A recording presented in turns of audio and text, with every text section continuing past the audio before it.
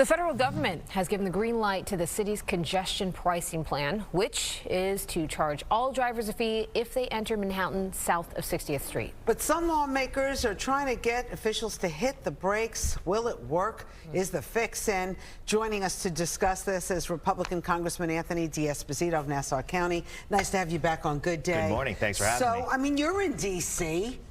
They gave the MTA carte blanche. Yeah, I mean, you know, the problem is when we have lawmakers on the other side of the aisle, Democrats, that believe that the greatest threat to this country is climate change, this is what happens. And it's a shame because it is really an assault on small business owners. It's an assault on those that are traveling into the city to work and even traveling into the city to enjoy themselves. I mean, it's going to cost more money. We're going to see Main Street shuttered because people that from Long Island who say send, you know, 5 or 10 trucks into the city a day. I mean, the amount of money that it's going to cost them extra per week is astronomical. So, I mean, have you figured out the numbers yet? Because the MTA hasn't really released what it's going to charge, right? We're hearing maybe $23, maybe $17. We don't really know the definitive numbers yet. Yeah, I mean, we've spoken to some business owners on Long Island who said, you know, they send between 5 and 10 trucks into the city per day, you know, every week, and it would amount to them between $1,500 and $2,000 extra costs a week. And then who pays for it? We do. And that's really the problem. You know, the last time I was here, we talked about the fact that the MTA on the rails, on the subways, and on the buses were increasing their fares. Again, people that work hard, blue-collar people trying to get to and from work, to and from school, there's going to be an increase in rates. And one of the reasons why they claim they were raising the rates is because of fare evasion. So why don't we focus on tackling that and stop coddling criminals and giving the hardworking people the issues. That is a big chunk of the problem, but doesn't solve all their problems. However, let's talk about like the carve-outs for this. That hasn't been fully laid out. We don't know who's exempt from paying these tolls.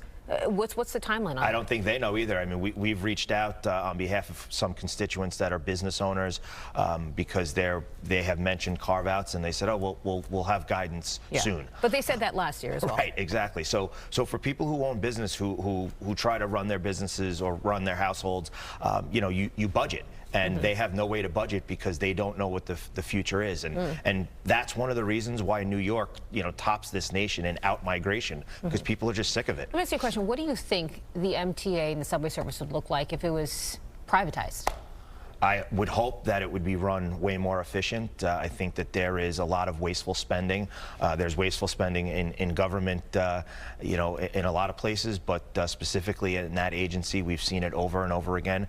And instead of trying to tackle the root causes that see this extra spending, we just continue to charge those hardworking blue-collar neighbors more and more money. Can we talk about MTA Chairman Jan Lieber? We have part of an interview with him where he thinks it's going to be great for the city. Mass transit makes New York possible.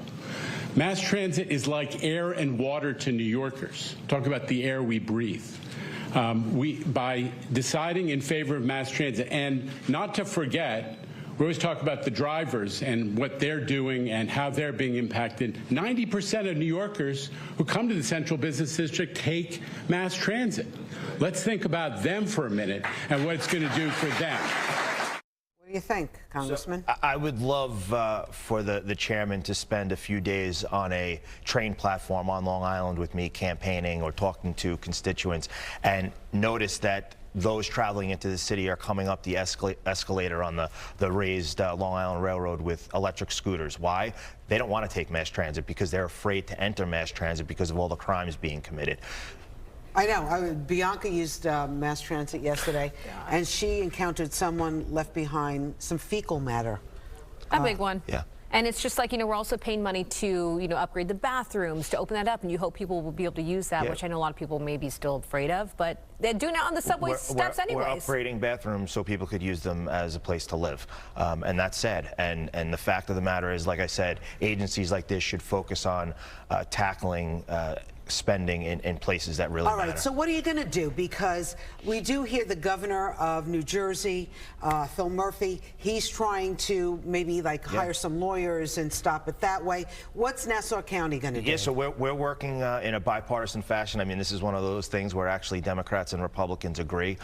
You have some of my colleagues from New Jersey that are Democrats that have been very outspoken about this.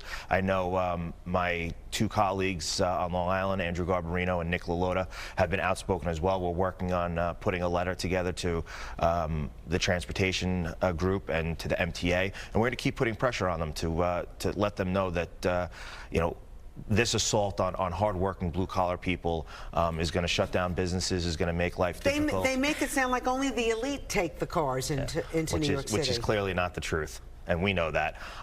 You know, as someone who spent a career in the NYPD, I know how many of my colleagues drove into the city each and every day. Look, unfortunately, we don't want to say this, but this seems like it's a done deal. Yeah, it's unfortunate, but it is definitely the agenda being pushed by those in power right now. We have a Democratic governor, a Democratic state legislature, which helps appoint the MTA board. But that doesn't mean we can't keep fighting. Yeah. All right, and what's going on with the migrant, before you leave? The last time you were here, we were talking about the migrant situation in Nassau County. What's going on? Yeah, so actually County Executive Blakeman and I met with some Customs and Border Patrol agents who work at JFK and some of their union representation yesterday.